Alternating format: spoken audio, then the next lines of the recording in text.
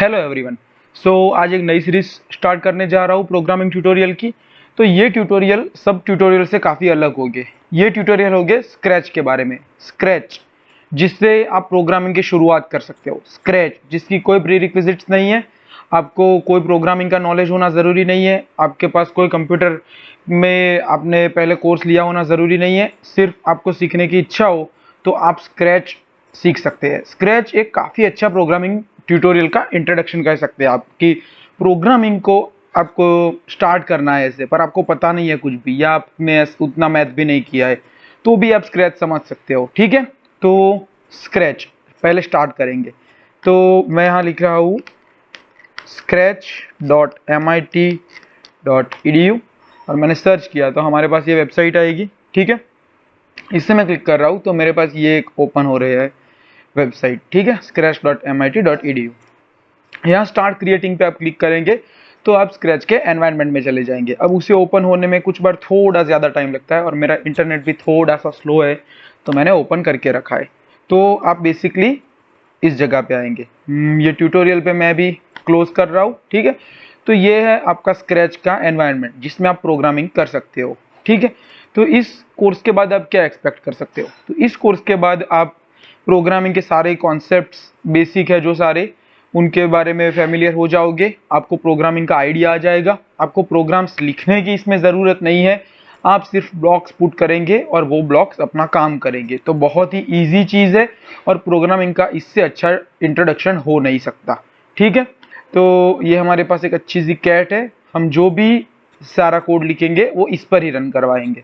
तो आपको इससे आइडिया आएगा कि प्रोग्रामिंग एक्चुअली में है क्या और चीज़ों का यूज़ कैसे करते हैं। ठीक है, तो आप प्लेन इंग्लिश से समझिए या प्लेन हिंदी से समझिए। देखिए मेरे पास ये मैंने एक ब्लॉक ले लिया, मूव 10 स्टेप्स। ठीक है, मैंने इसे क्लिक किया, कैट 10 कदम आगे गई, मैंने फिर से क्लिक किया और 10 कदम आगे गई, मैंने फिर से क्लिक किया और 10 कदम आगे गई। अब मैं लिख रहा हूँ 100 स्टेप्स, तो ये 100 स्टेप्स आगे गई।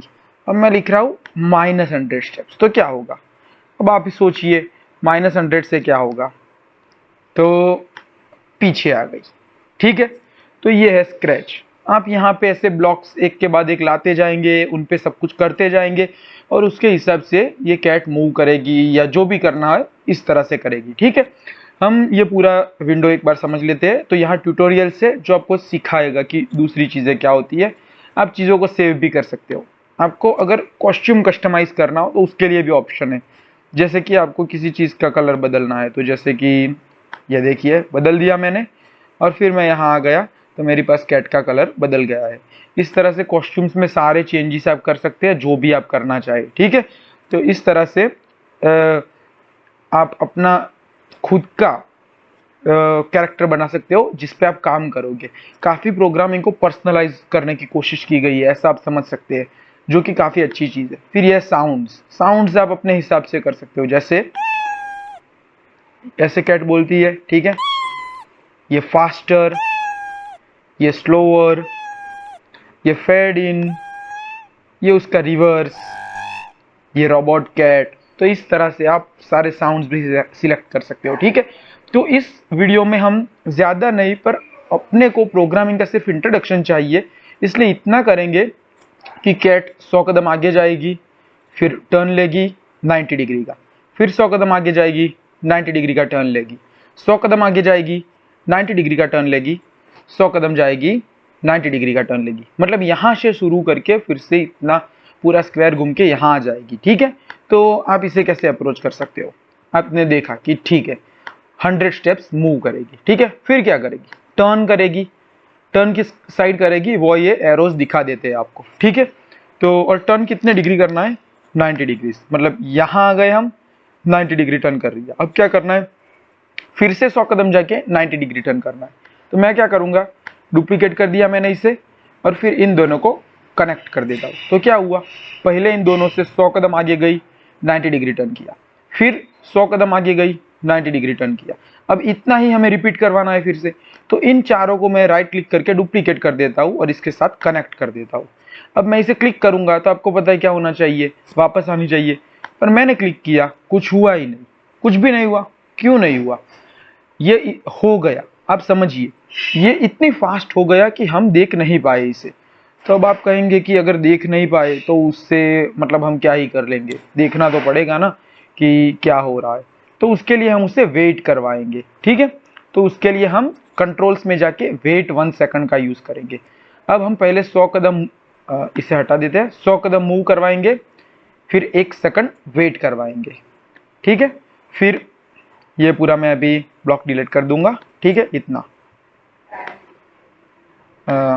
Sorry, I made a mistake, but फिर से कर देते हैं। चलिए, मूव आ गया 100, फिर आ गया टर्न, आ गया 90, पर इसे कनेक्ट नहीं करना है। इसके बीच में क्या डालना है, कंट्रोल डालना है, वेट फॉर 1 सेकंड, ठीक है। ये एक बन गया।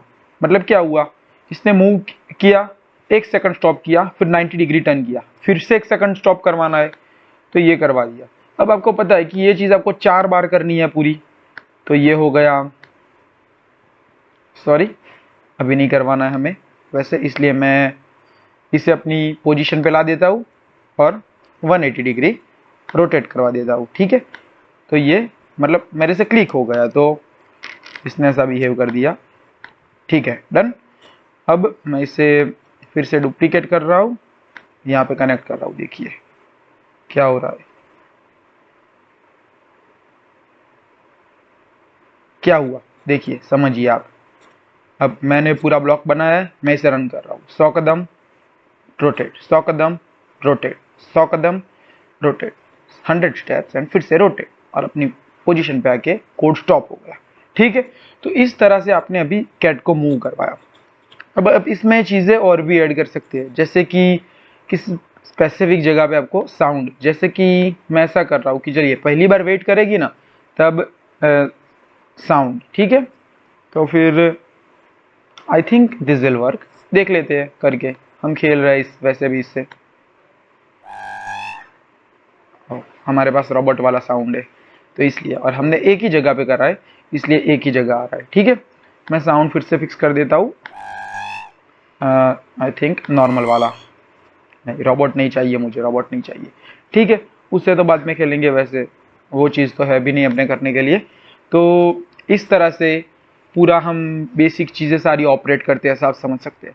अब जैसे जैसे आप अगले लेक्चर्स में जाएंगे आप एडवांस चीज़ें सीखते जाएंगे। आप ऐसा कर सकते हैं कि आप इसमें बेसिक्स गेम्स भी बना सकते हैं, ऐसी चीज़ें कर सकते हैं। इसमें आपको स्क्रैच की वेबसाइट पे ही बहुत सारे ट्यूटोरियल मतलब फीचर्ड प्रोजेक्ट्स मिल जाते हैं, जिसमें इन्होंने इससे काफ़ी अच्छी चीज़ें करी होती है। तो आप ऐसा समझ सकते हैं कि ये चीज़ें ये दिखाती है कि स्क्रैच कितना पावरफुल है। भले ही बहुत बेसिक लगता हो, पर फिर भी ये इतना पावरफुल तो है ही कि आप इससे काफ़ी अच्छी चीज़ें बिना ज़्यादा प्रोग्रामिंग नॉलेज के, या फिर कहीं एक भी लाइन कोड लिखे बिना भी बना सकते हैं। और वो काफ़ी इंटरेस्टिंग चीज़ है ना, कि आप कोड लिख नहीं रहे फिर भी आप बहुत सारी चीज़ें बना रहे। तो ये प्रोग्रामिंग का आपके लिए इंट्रोडक्शन रहेगा। स्क्रैच समझने के बाद पाइथन जैसी लैंग्वेज सीखना आपके लिए काफ़ी इजी हो जाएगा, क्योंकि कॉन्सेप्ट्स आपको पता होते हैं, सिर्फ सिंटैक्स देखना होता है, ठीक है।